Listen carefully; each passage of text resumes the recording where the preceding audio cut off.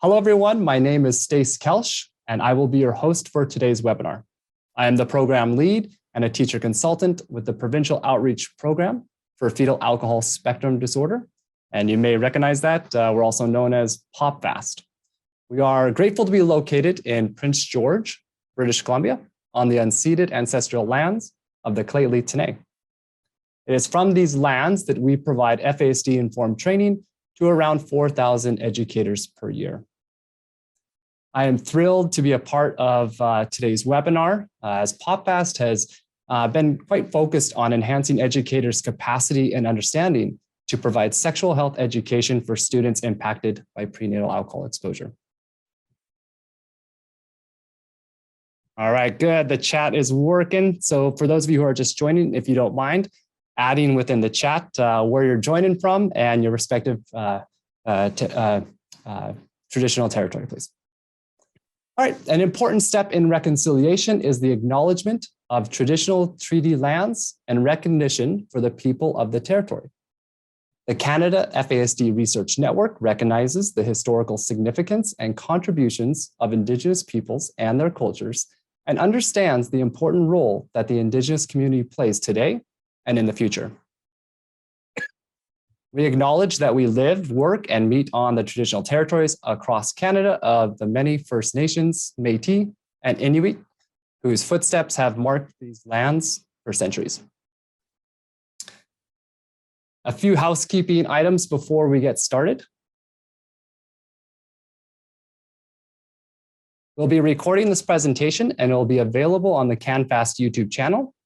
The Zoom has a Q&A function where participants can ask questions and upvote these questions so that the most common will rise to the top. And there will be time after the presentation to have the speaker answer any questions that are put forth. I would now like to introduce our first presenter for today, Dr. Shaniff Esmail. Dr. Esmail is an occupational therapist who is a best-selling author with clinical and research interests focusing on sexuality and disability.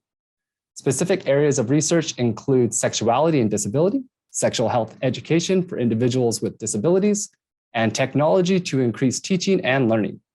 Dr. Esmail teaches various courses at the University of Alberta in the faculties of rehabilitation medicine. And Dr. Esmail designed and established the first Canadian postgraduate certificate in the sexual health at U of A. He is also the VP for both the Alberta Society for the Promotion of Sexual Health and the Alberta Council of Professionals for Sexual Health. Please note that if you have any questions during the presentation, use the Q&A function and Dr. Esmail will try to answer those or address those during his presentation or afterwards. With that long spiel, Dr. Esmail, you can take it away. Hi, everyone. So they've only given me about 40 minutes, and then we have about 10 or 15 minutes for questions. So it's trying to cover a lot in a little bit. And one thing I have to give a shout out to is the PopFest. They've had me come to in BC for several sessions. And we did a full kind of workshop during COVID where it was online. We had 4 different courses. So that was really exciting, and to see such energy and passion towards working with individuals with FASD. So hats off to them, and they have been really fostering the need to talk about sexual health. So today, what I'm going to try to do is share my screen first off. So let's do that.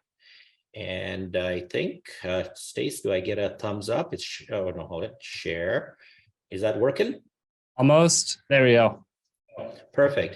Now, everybody, because I've got my screen plus, well, a little bit of who's in the audience, but the reality is I will not be able to see the chat. So Stace is going to be monitoring the chat and the questions.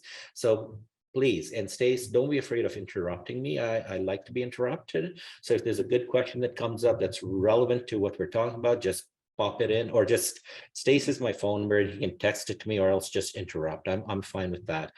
So what are we going to do today? In terms of the session itself, what I'd like to do is just give you sort of a quick overview on impact of FASD on sexuality. Now, the reality is there's a lot of information out there, and a lot of you already know, if you're working with FASD, in terms of some of the damage that alcohol can do to the brain. And so I've got some slides that I've got as reference, and then there's other slides which I'm going to talk about and give more detail about. And because it's a YouTube, I'm sure people can pause and read the slide in detail. Also, I've got a couple sections at the end of the session that I've put, which I'm not going to have time to cover, but at least if you're interested, you can go in and have a look at some of these things. So I do want to talk about issues related to sexuality that we need to address, defining what healthy sexuality is, barriers to sexual expression, sexual health intervention in terms of what types of things need to be done, and also just some of the unique issues on sexual health intervention and FASD, and finally, helping individuals.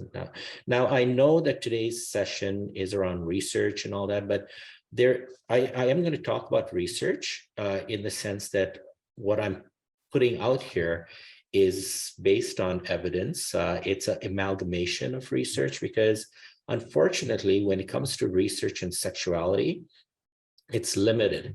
If you go out there, I mean, my students for their projects as occupational therapy students, a lot of times we have looked at topics around sexuality, and a lot of times they can't do a critical review or a systematic review or anything like that because the reality is not enough information out there. So we tend to do scoping reviews where we're looking at gray literature and things. So unfortunately, we do our best.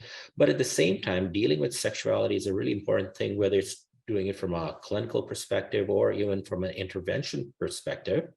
And so I've always liked to use this cartoon. It says, I don't know if this is such a wise thing to do, George, going off the beaten track, because when you go off the beaten track, what it allows us to do is discover some really exciting and really important things that sometimes we don't deal with. Now, before we start on anything, we got to talk about sex, right? We're looking at sexuality. And the critical thing is, I really want you all to realize that sexuality is not just doing it. The physical expression, what we're looking at, the physical expression right here, what we're looking at is we're looking at more than that. And I think that's the important thing is a lot of times when you look at research and all of that, you're always thinking about, well, what does the research say about sexual functioning and all that? But the reality is we're looking at a whole bunch of things like socialization, gender, the person's identity, self-image, body image, even personality and communication. All of that comes together, but also one of the critical things we need to look at is the values and belief systems of the individual. How do they relate to sexuality, and what is their experiences to help develop their values and the belief systems? So bottom line is there's more to sex than just doing it. And I've been teaching it for 30 years and I still don't know what doing it is overall. So let's move on to another cartoon. Well, for heaven's sake, which one is the opposite sex, you or me? And one thing I've realized is one of the biggest issues for individuals with fetal alcohol spectrum disorder, any sort of disability, because my work is all in the area of disability and sexuality, is the fact that sexual identity tends to be very incomplete. At times, it's interesting how if I asked all of you, what's your sexual identity? I'm sure a lot of you will have trouble defining it or even describing it. But at the same time, you could come up with components and things like that. But in reality, individuals with disabilities tend to have very incomplete because they don't have the same opportunities. They don't have the same experiences, where we develop our sexual identity. Even education and what they get and that kind of stuff is incomplete, or when I say incomplete, it might even be misinformation. So at the end of the day, we got to look at all of these factors. Now, I've got some slides here on, or I call them reference for your reference. As you can see in big red letters, it says for reference. But in terms of brain areas, why I wanted you to look at these slides is, you look at frontal, like what regions are affected by prenatal alcohol exposure. So you have frontal lobe, corpus callosum. These are going to really impact things. For example, when it relates to sexuality, is acting out on sexual needs. Then you have areas like the cerebellum and the basal ganglia, which impacts ability to learn and integrate learning into behaviors. So when we talk about sex education, we got to think about, okay, the fact is we can teach different things, but if the person's ability to integrate that information into behaviors is affected, it's not going to do any good. And then you have the limbic system, and including the hypothalamus, amygdala, and hippocampus, and overall these are going to affect emotion circuitry, how things connect up, and even memory and learning, and as they relate to emotion. So all of these things will impact how we do and try to incorporate some of our sexual or sex education. Other things, we can talk about primary disability for FASD. So we're looking at things that are affected, but primary disability, what we're talking about is damage to the brain. And because of that, lots of different things can be affected. For example, IQ, but at the same time, many people with FASD have IQs in what would be considered typical ranges. But just because their IQ is within typical ranges, you still have social development that may be stunted. So there's lots of different factors. There's primary, things affected directly by the damage, but then there's also secondary, which is also a reference, but just knowing that individuals with FASD tend to have higher rates of mental health problems, disruptions at school, trouble with the law, alcohol and drug abuse, inappropriate sexual behaviors, which we're going to talk about, confinement, high rates of paraphilias. Now, what do I mean by that? Paraphilias are basically atypical sexual variations. So these are things where things like fetishes and all these things that might be seen as atypical by the general society. But what we find is, and this is the research is backing this up, that individuals with FASD, even any sort of intellectual or cognitive disability, they tend to have higher rates of this. Now, why is that? Again, not a lot of research, but what they're finding is there is a sense that when your sexual development and your experiences are limited and you're not given the opportunities, what happens is things start to fill those gaps. And especially with someone with FASD, because the circuitry, emotional circuitry might be a little off, what might happen is things get put into that actually stimulates arousal, excitement, and things. So this is a concern, because a lot of times when individuals are working with individuals with FASD, suddenly they see this paraphilia or something that's, what they consider is inappropriate, and it really almost triggers a overreaction and stuff without understanding why. So all of these issues, I'm trying to put it together in a picture. Trying to go too fast too, but anyway. So what does it mean when we talk about FASD in the brain? So generally, what you have is somebody who has trouble figuring out solutions spontaneously. They have trouble controlling sexual impulses. And even if they understand consequences, they don't know how to apply those in terms of regulating behaviors. They have trouble with abstract concepts. And a lot of times relationships has a lot of abstract concepts do that, right? They have trouble processing information, especially for sexual situations. And then they might learn something, but then retrieving that information to use it in that event is difficult. They need a lot of cueing, but a lot of times in sexual activities, cueing may be difficult, or sexually related activities, right? They need to be provided feedback. One thing that I have to say is individuals with FASD do not have a higher sex drive. Okay, a lot of times people say, oh, they're sexualized and they have whatever, but the reality is it's not. What's happening is they have typical sex drives, but because their sex drive, they have trouble controlling their impulses, and sort of they act out. What happens is they appear to have a higher sex drive at times. So for example, right now, you might be, or you're on a date, a first date or whatever, and you want to have sex with this person, you're really attracted, but you're sitting there very calm, cool, talking about your job, talking about this, sharing information, because it wouldn't be appropriate to say, hey, let's just skip dinner and just go have sex or something. You control your impulses, whatever, but some with FASD may not. Okay, there's other things about lack of remorse. So maybe they might do some things and not feel bad about them when you try to explain why that was wrong. And they can sometimes have trouble weighing pros and cons. And at the same time, this can all lead to what would be defined as socially or sexually inappropriate behavior.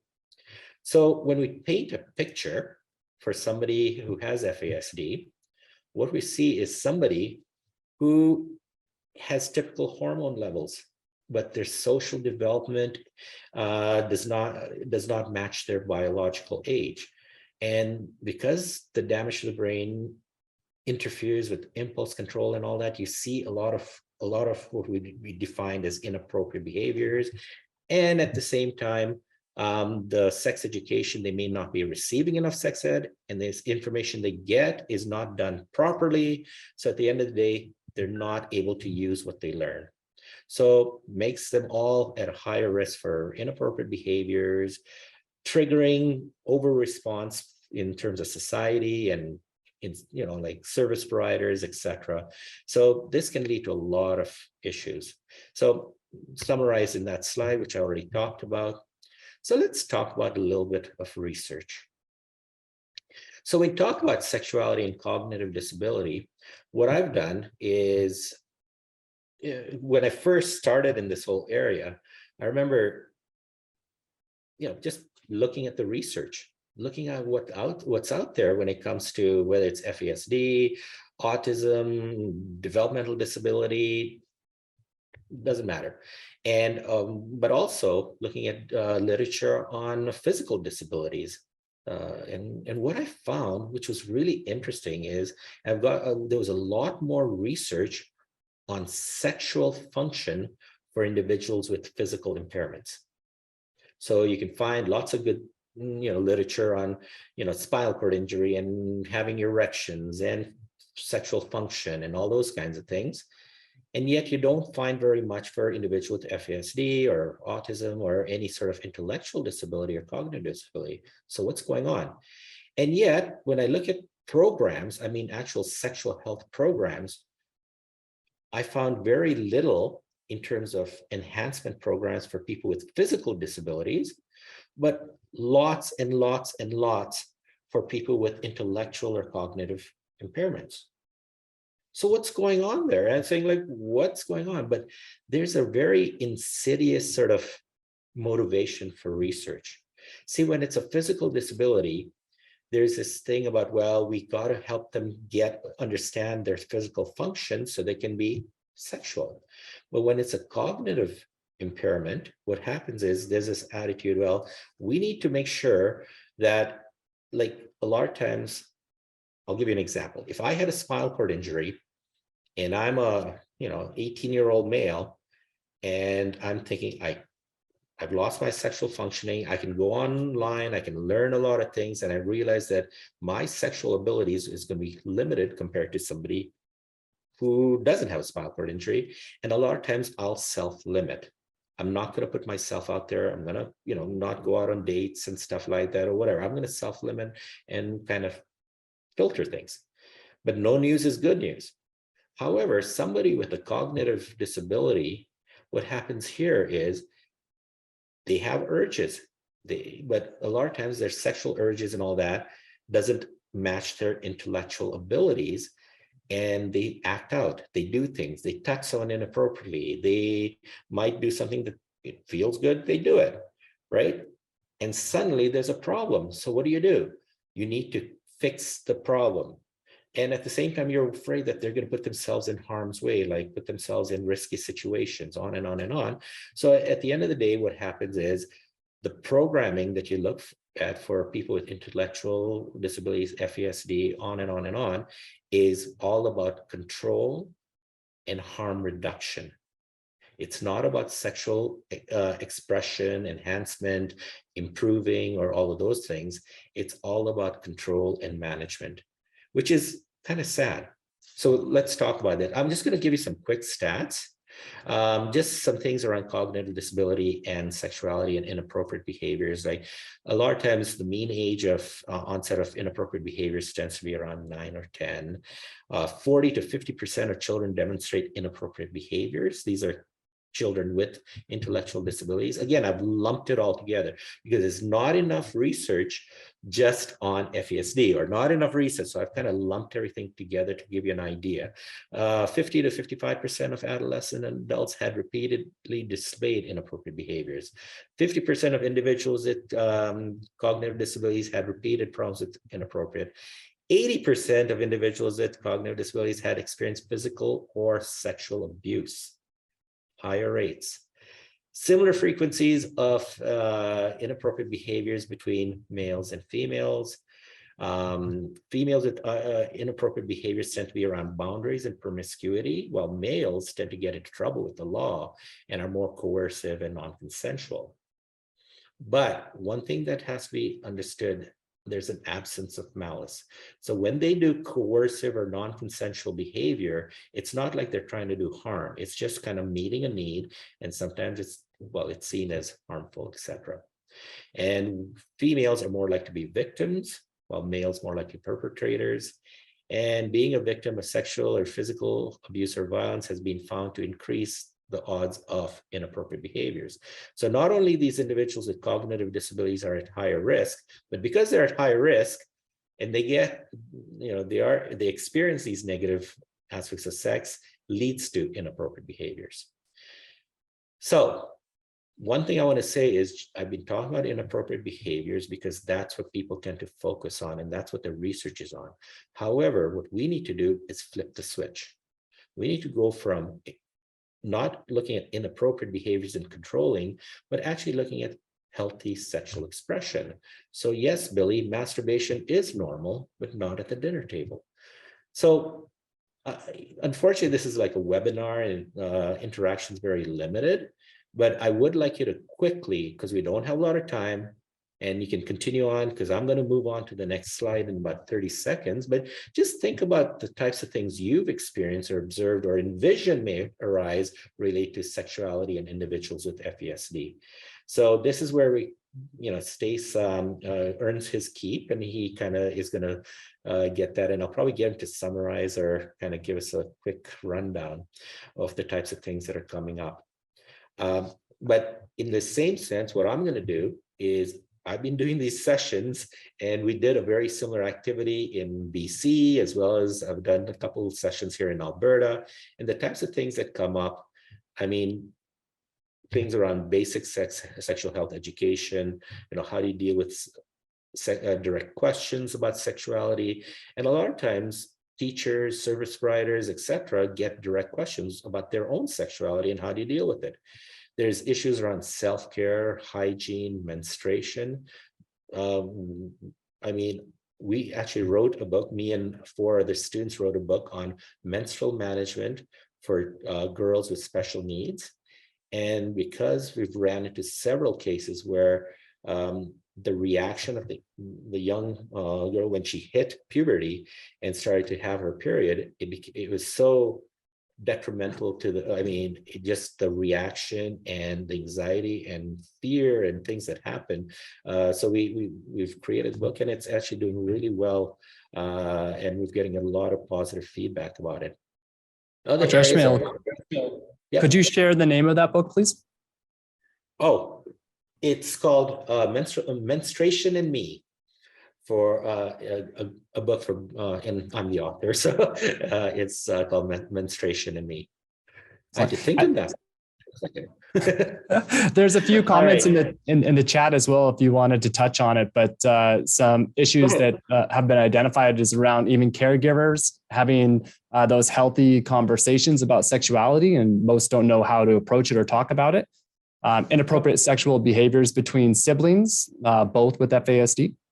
And assuming because someone acts developmentally younger that their sex drive is also not developed. However, their drive is usually quite similar to their chronological age.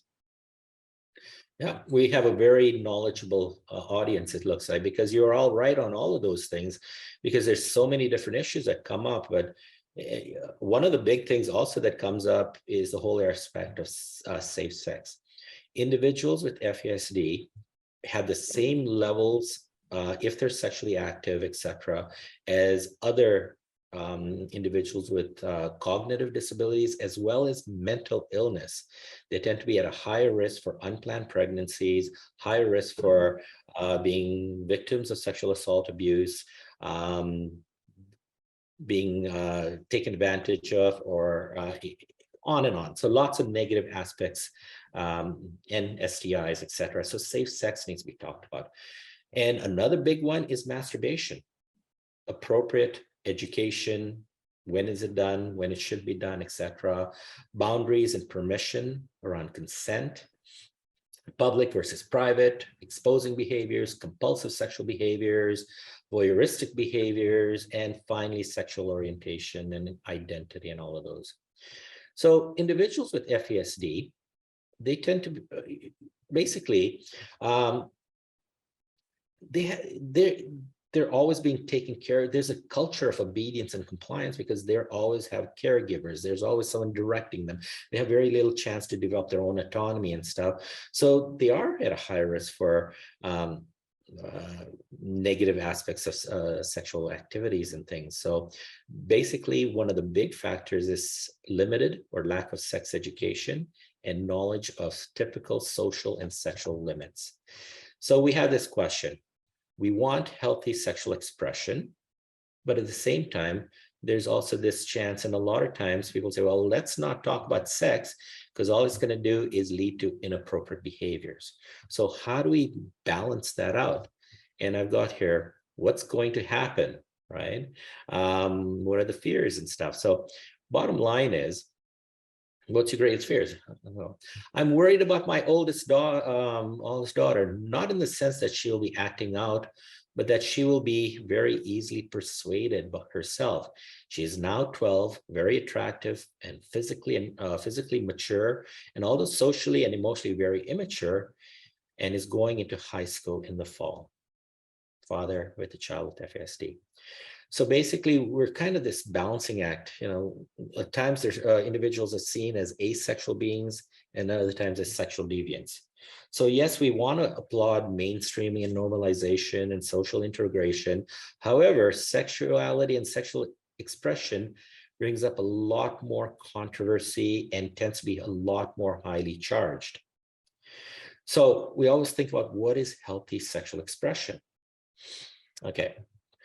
Even though this child did not, well, actually, the child might have had some FASD things, but also had autism.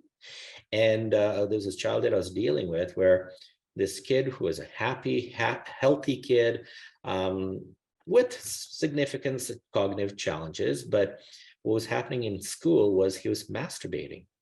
And the school system was just outraged and all that. And what they did was they put him on a very behavioral approach to stop the behavior.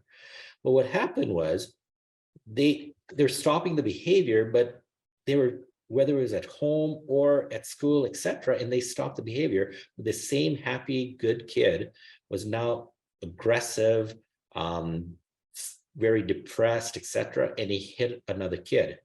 And I remember talking to the vice principal, and the vice principal was all happy about the fact that they extinguished his masturbatory behavior. I said, so what you're telling me is it's better to, this kid is now hitting other kids as opposed to masturbation. So where they're hurting another child as opposed to stimulating themselves.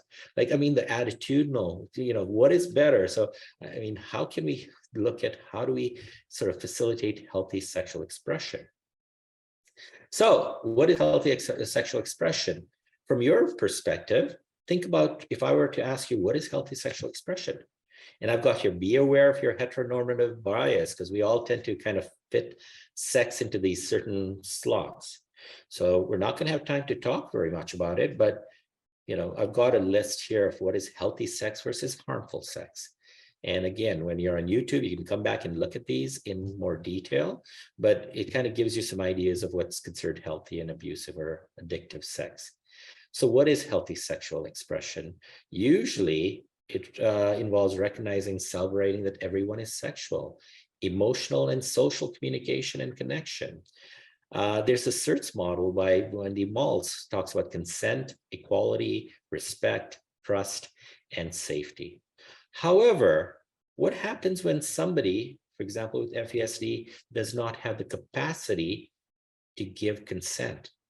So does that mean, and it's sometimes because the capacity to give consent is questioned, they said, well, they can't give consent, so anything in Canada that's not done between non-consensual, it's non-consensual is considered assault. So this person should not have any sexual expression, which is wrong.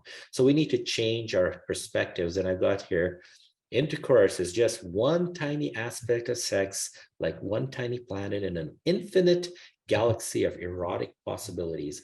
Think about that. You should print that out and put it in a poster in your bedroom. What a way, or, anyway, that's for foreplay. But what are some barriers to sexual expression? So generally what you can look at is there's literature on the individual, and it talks about abuse, trauma, poor self-esteem, side effects of medication, paranoia, questionable education.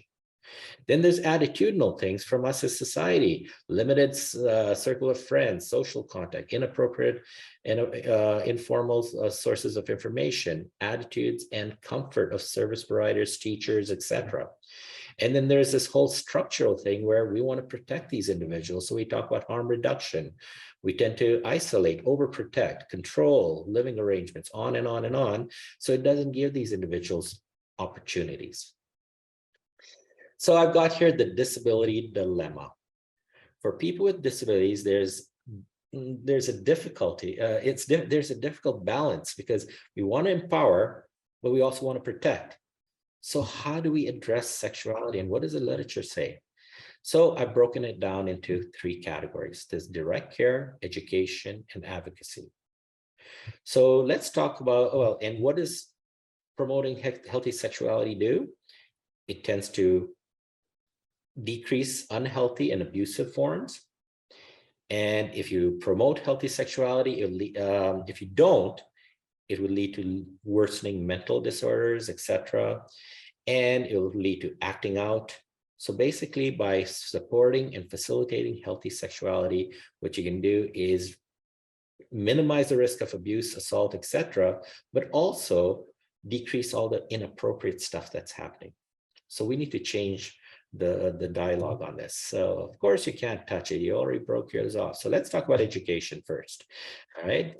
My boy is only 18 years old. Her mother and I told her all about the, all their birds and the bees and all the malarkey and the thingamajigs and the what's it. So why does he need sex education in school? Well, the benefits of sex education is self-esteem, empowerment, skill building, improved communication, setting the stage, articulating goals, and preventing negative outcomes. Woohoo, let's do sex ed. Now, whenever we talk about sex ed, and I get calls about this all the time, I'm planning a program on blankety blank, and they want to know what content should we do. Believe it or not, content is least and last. Not important as teaching methods and what you do. Because if your teaching methods don't meet the needs of an FASD learner, and some of the things we talked about right at the beginning, it's not going to work. So bottom line is it's critical. It is critical that we deliver the content in a way that's accessible to someone with FASD. So you need to provide information that's provided in a meaningful way. And I'm going to come back to this whole thing about meaningful way that's done concretely, simply, matter-of-factly, and repeatedly. Now, what type of content should you have? Well, you need to have traditional sex ed content. Parts, how they work, all of that kind of stuff.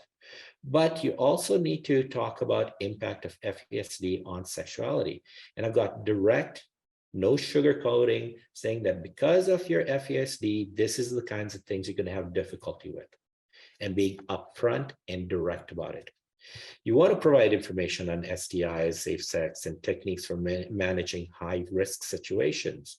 High-risk situations might be you're at the mall, you see a girl that you like or a boy that you like, and you want to touch them. What would you do? How would you do it?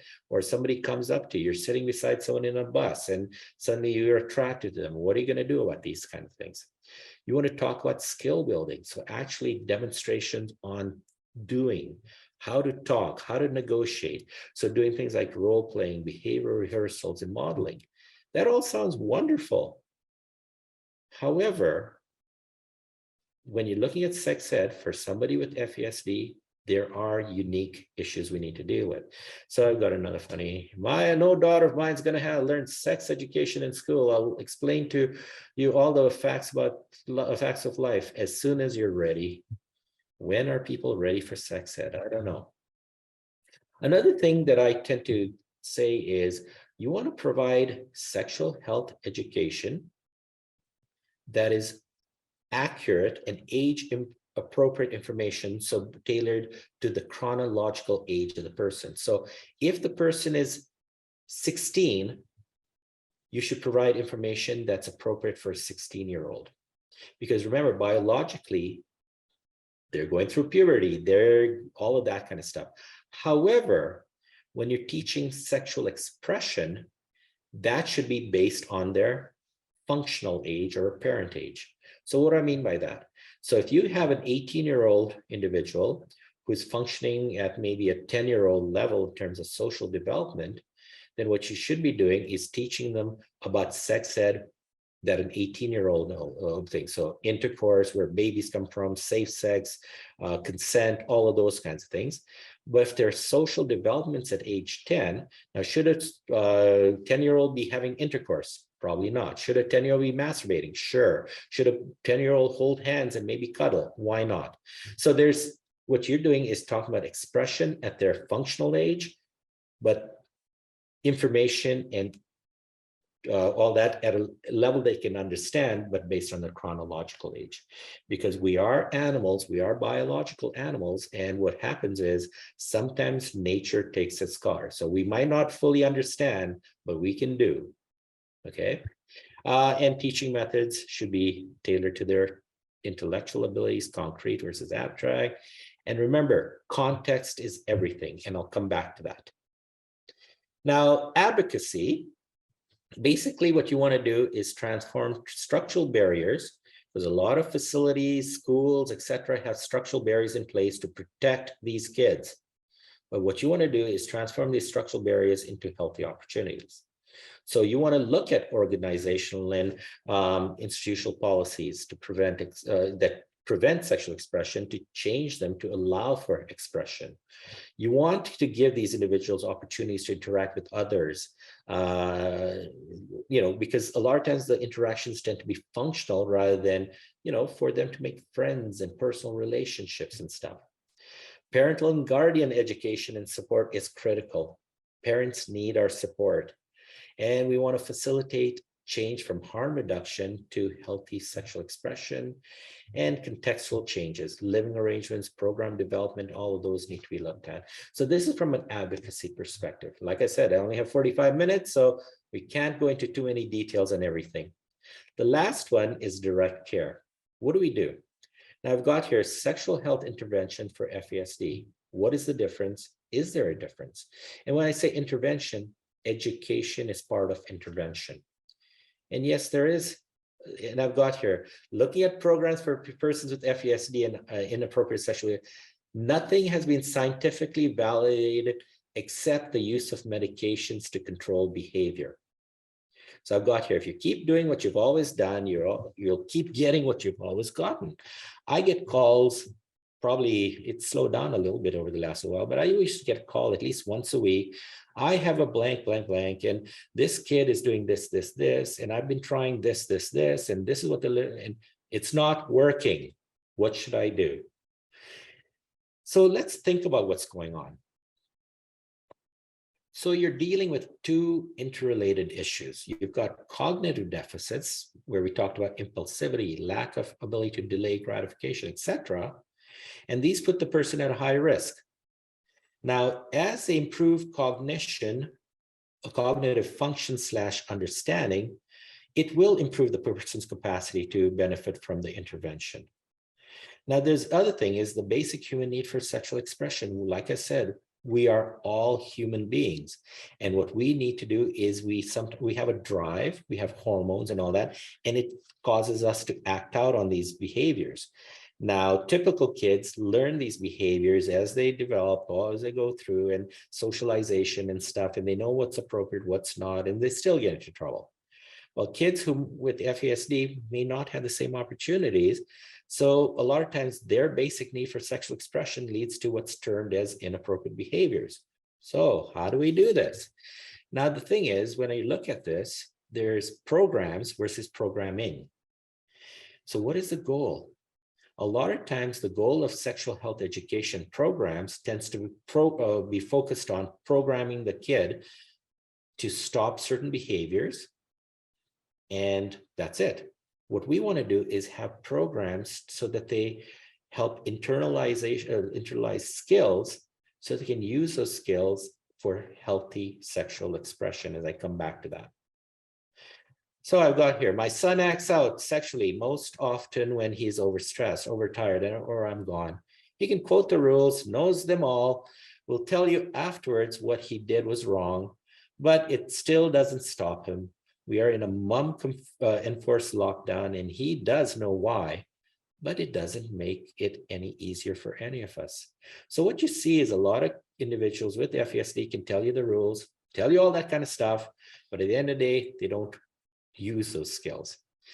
So typical sexual health education programs do not account for the unique issues for FASD. Sexual health programs for individuals with FASD tend to be ineffective in improving social decisions. And unlike typical kids, individuals with FASD do not outgrow social difficulties. So now when you go out there, and there's lots of different programs and lots of different things they can use. And I think one of the most commonly talked about is social stories and how they can be used. So I'm not going to go into details about social stories, but it's using stories to help the child understand.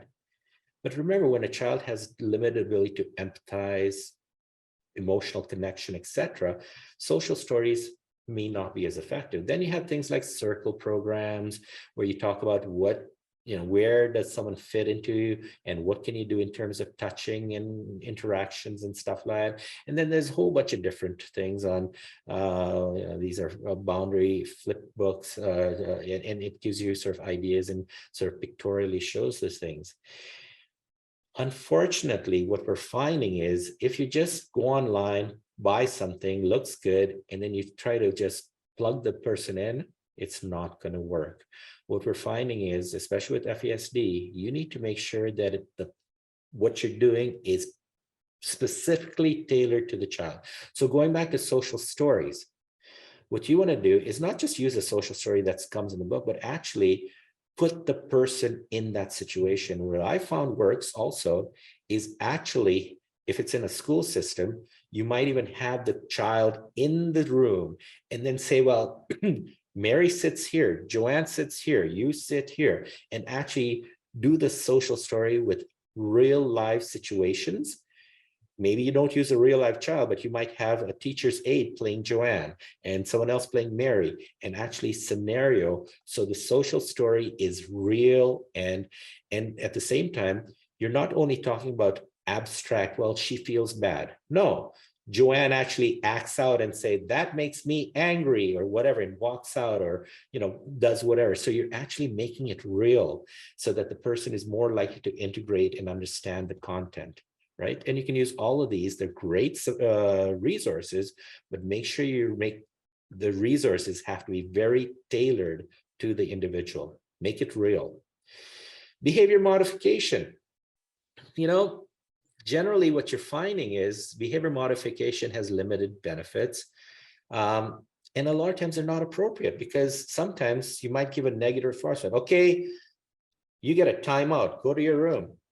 The kid is going, woohoo, I like a timeout. I don't have to be in the classroom with all these people bugging me and I don't like to be social with them. So actually the timeouts and all that reinforce the negative behavior. So you got to really be careful what you do and why you're doing it. The main thing is you look at what's triggering the behavior and then you try to find the triggering behavior and try to stop that, or try to stop the triggering stimuli so they can stop the behavior as opposed to trying to just give negative positive reinforcement. So we're all sexual and we want to facilitate healthy sexual expression. So what we're looking at, I'm just looking at the time, is we want to approach things from a strength-based approach. You want to help cope with urges. But one thing that we forget about is coping with loneliness.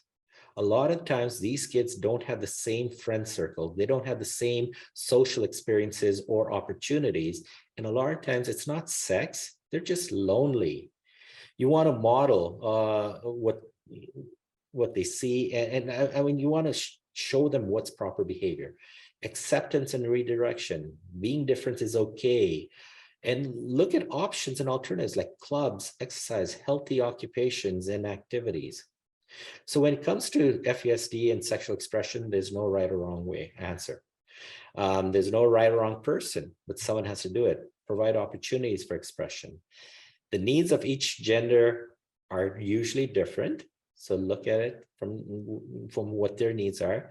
Be aware of your own comfort levels and find strategies that work for you. And of course, I thought we'd have time, but we don't in terms of a case study, but I just have a case study and whatever. So let's jump over that. And then I've just got some areas about principles for working with people with FASD in terms of, it's kind of what do you have, rules of thumb you should follow. Again, these are for reference, they weren't to be covered. And then I've got some expression like suggestions. So in summary, you need to acknowledge that sexuality exists, approach the subject of sexuality, educate the individual about sexual basics, respect personal decisions regarding sexuality, be aware of isolation and sensory deprivation, loneliness, allow for expression instead of punishment, and know when to refer to a specialist. And notice I've got the bottom line, the last line of today's presentation, normalize sexual behavior and allow for healthy expression. I mean, the literature is very sparse on this, but by supporting healthy expression, what you can do is actually minimize. Now, the whole issue of consent and all that. So what I've done is at the end of today's presentation, I've got issues around consent. So I've added a whole bunch of slides on that. And then also how to deal with inappropriate sexual behavior, like giving you more details about that. But that's for your own reading if you want. And I have provided the slides. So if you want the slides, we can make them available for you. But let's end off on a funny. Sure, you came first. You always come first. That's why I never came at all. So now, Stace, we have about 10 minutes for questions, or 9 minutes. Excellent. Yeah. So incredible material as always, Dr. Esmail. Thank you so much. If you can, and if you'd like, please throw your questions into the Q&A, and I'd love to share them with Dr. Esmail.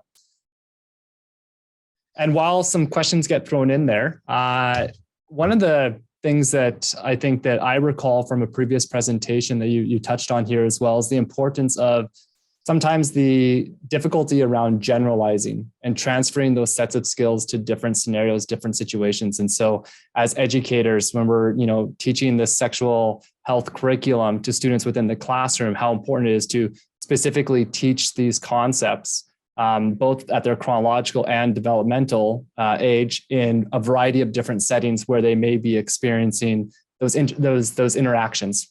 Did you want to speak a little bit more to that?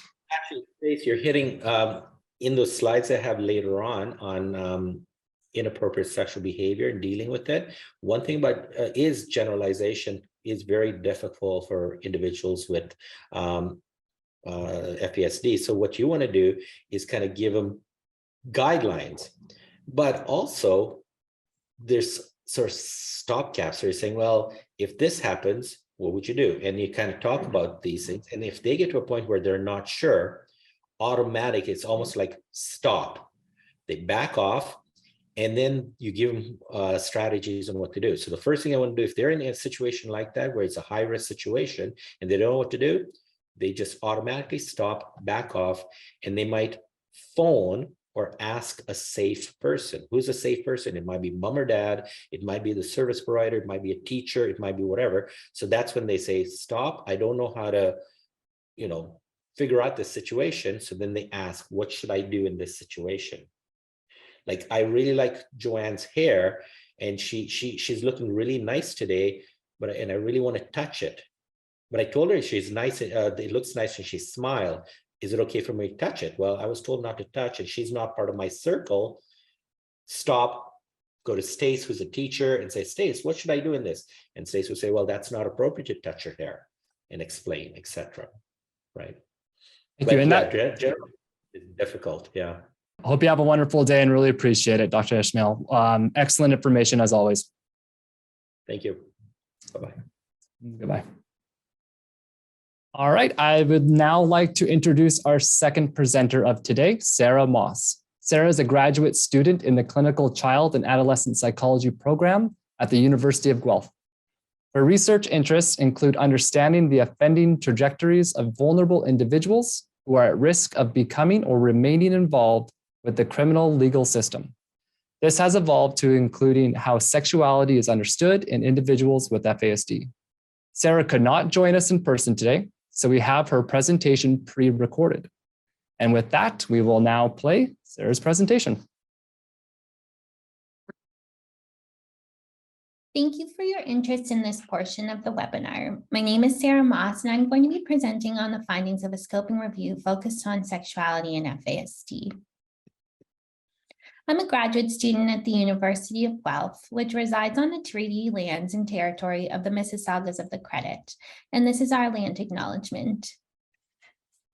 I also want to acknowledge my advisor, Dr. Caitlin McLaughlin, my committee members, and our collaborator, as well as the members of the Psychology, Law, and Neurodevelopment Research and Policy Group for all their help with this research. And sorry about that, my slides keep jumping and I don't know how to fix it. So one area of difficulty that's been characterized for some people with FASD involves experiencing challenges related to sexual behavior. This has also been cited as a consequential effect of functional manifestation or a secondary disability of FASD. We see references to challenges with sexual behavior in diagnostic guidelines and broad FASD review papers, and caregivers have reported that many individuals with FASD engage in sexual behavior they deem to be inappropriate. Looking at the literature, we see a small number of studies involving people with FASD in both clinical and criminal legal settings that report high rates of inappropriate or illegal sexual behavior. These studies have either examined frequency rates of inappropriate or illegal sexual behavior in FASD samples or frequency of FASD diagnoses in sexual offending samples.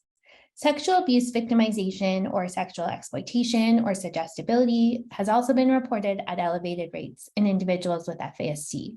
So all of this suggests that individuals with FASD can experience difficulties related to their sexuality.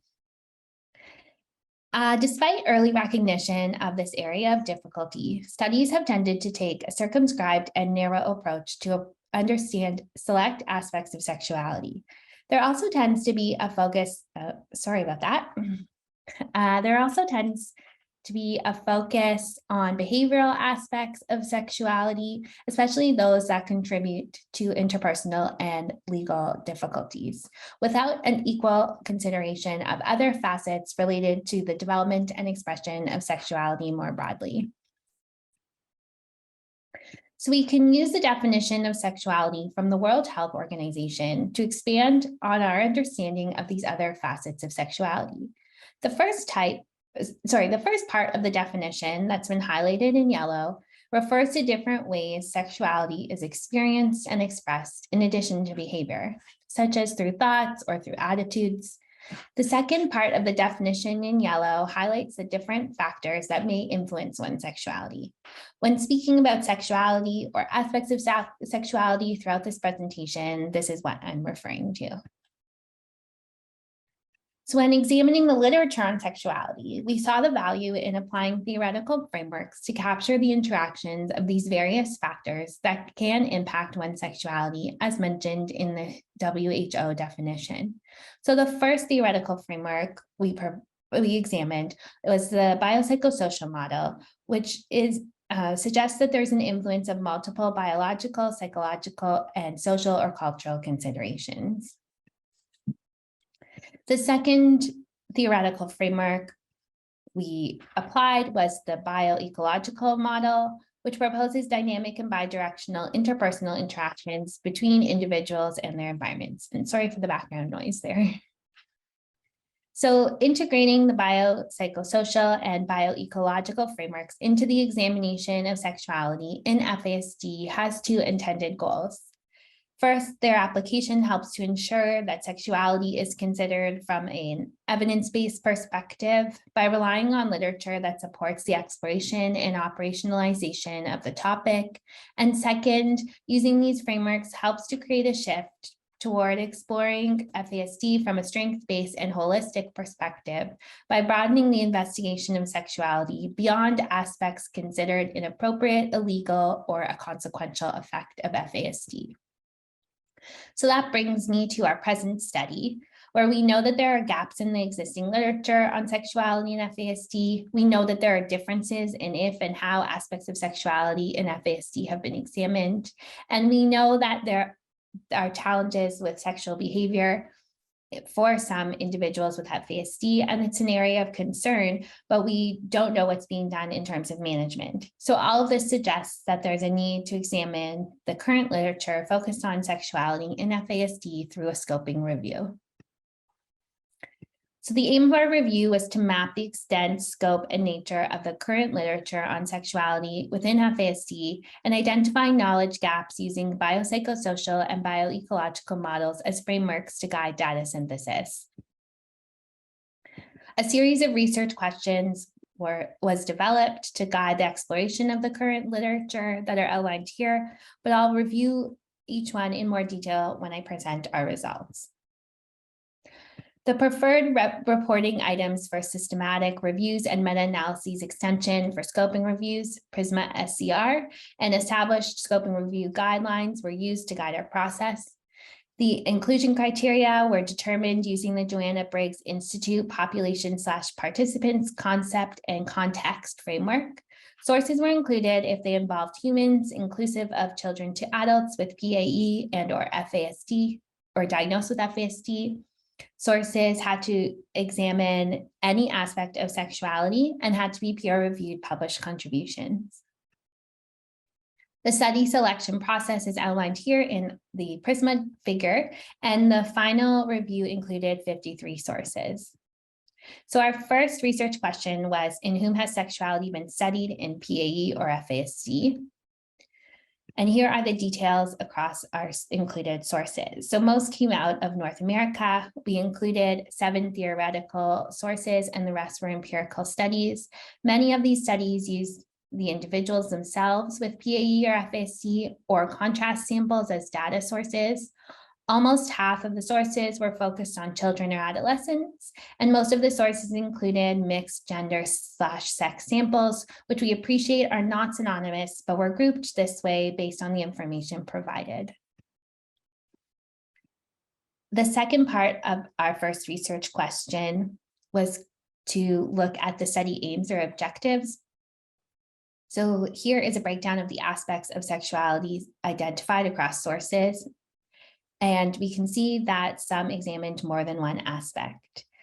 We see a pretty close distribution with slightly more sources focusing on behavioral or psychosocial functioning, and more than half of the included sources had a primary focus on a topic other than sexuality. So for example, examining broader questions around FASD and then reporting an aspect of sexuality in their results. Our second research question was, how has sexuality been conceptualized and measured? All but one of the included sources applied a deficit-oriented framing, which we defined as characterizing sexuality as uncommon or viewed sexuality as problematic, concerning, or harmful in nature. 4 of these studies additionally reported on marital history or flirting behavior, which may point to more normative aspects of sexuality, but these descriptive data did not appear to be the focal point of the research. And more than half of the sources framed sexuality from a correctional or forensic perspective.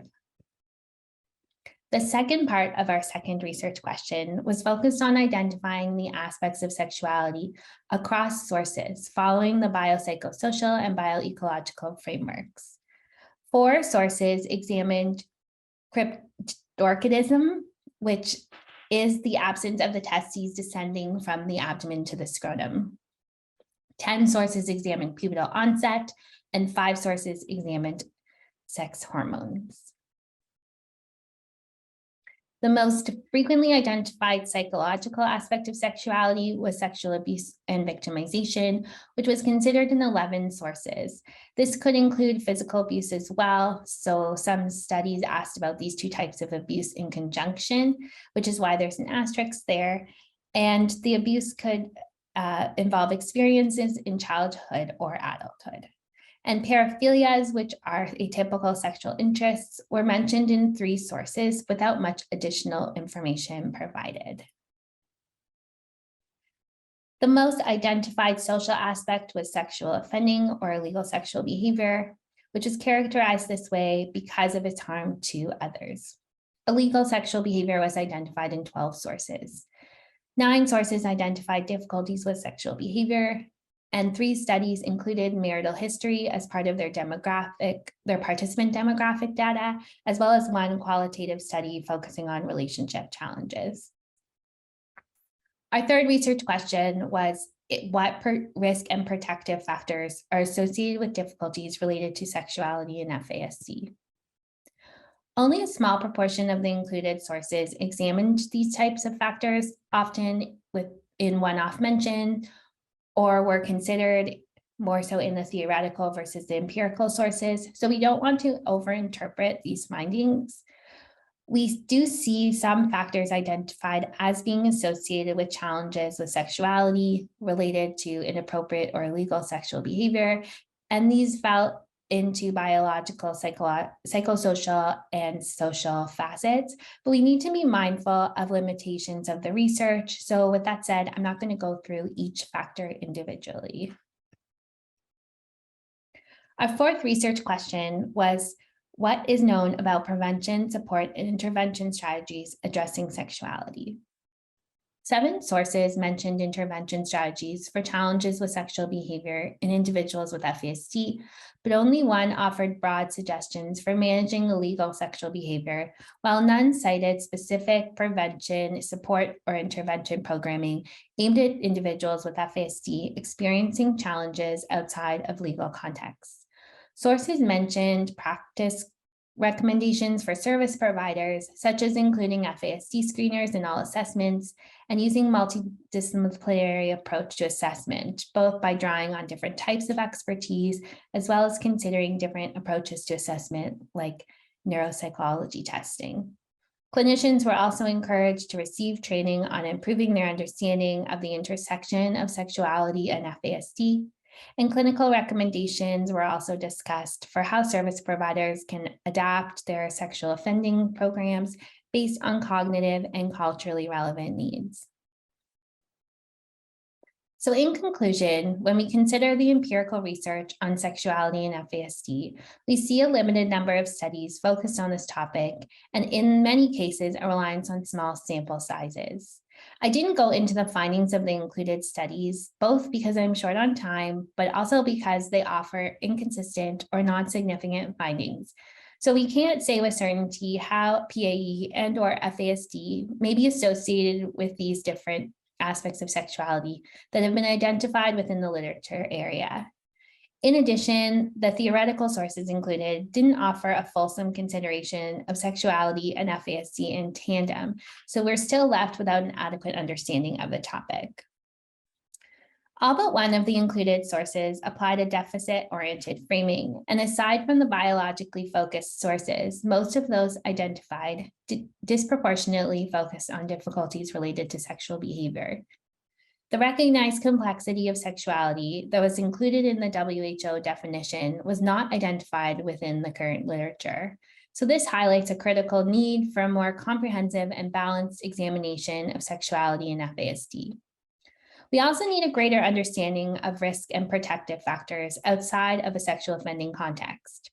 More research is needed with larger samples that directly focuses on various aspects of sexuality, including difficulties with sexual behavior, as well as understanding the facilitators of healthy sexual development and expression. Given the significant stigma faced by individuals with FASD, as well as individuals who experience challenges managing aspects of their sexuality, we need to understand the impact of stigma as a systemic level barrier, which was noticeably absent from our review. By understanding the role of all these factors, we can develop and implement evidence-based interventions that specifically support individuals with PAE and or FASD in their healthy sexual development and expression. So that concludes my presentation on an overview of the findings of our scoping review. But we also conducted a topical review on sexuality and FASD and proposed a number of recommendations for future research and practice, which we thought may be of interest to mention during this presentation. So you'll see some overlap here with what we found in our scoping review, but I'll just mention briefly that we highlight the need for a more holistic and balanced conceptualization and categorization of sexuality. We also recommend that clinicians participate in further training and seek consultation to address their own knowledge gaps related to a lack of familiarity of FASD or sexuality. Organizations may want to consider changes in policy or practice to better accommodate individuals with FASD to safely experience their own sexual development and expression.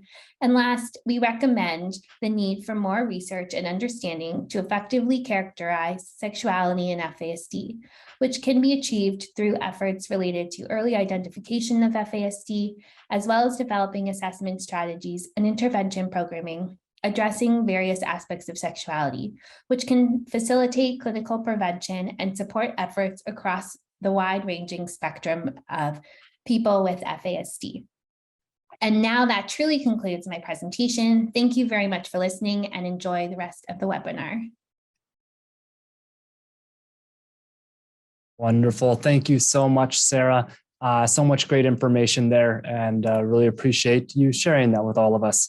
As Sarah is not here today, we won't be doing a question period, but if you would like to get in contact with Sarah, her email will be posted in the chat. Thank you very much, Kirsten. And if you're looking for more information and research surrounding sexuality and FASD, you can check out the CanFASD website, where they have an issue paper, a blog, and links to other presentations. As well, there are some great resources to support teaching sexual health in the classroom. Mad Hatter Wellness out of the United States shares this excellent book, Sexuality for All Abilities, Teaching and Discussing Sexual Health in Special Education, along with many other excellent resources. They've just released a newly released preschool to grade 3 curriculum designed to teach kids of all abilities about their bodies, their boundaries, and relationships.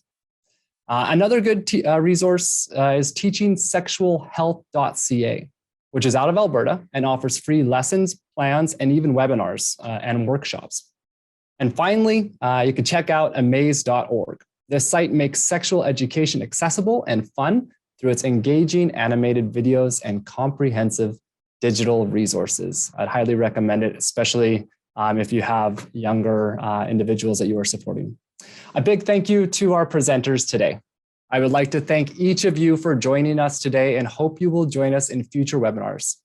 CanFASD's next webinar will take place November 18th, titled Substance Use and Treatment in FASD Populations.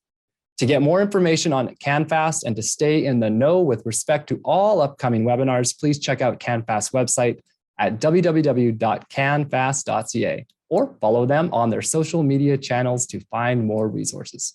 Thank you, everyone. Hope you have a wonderful day.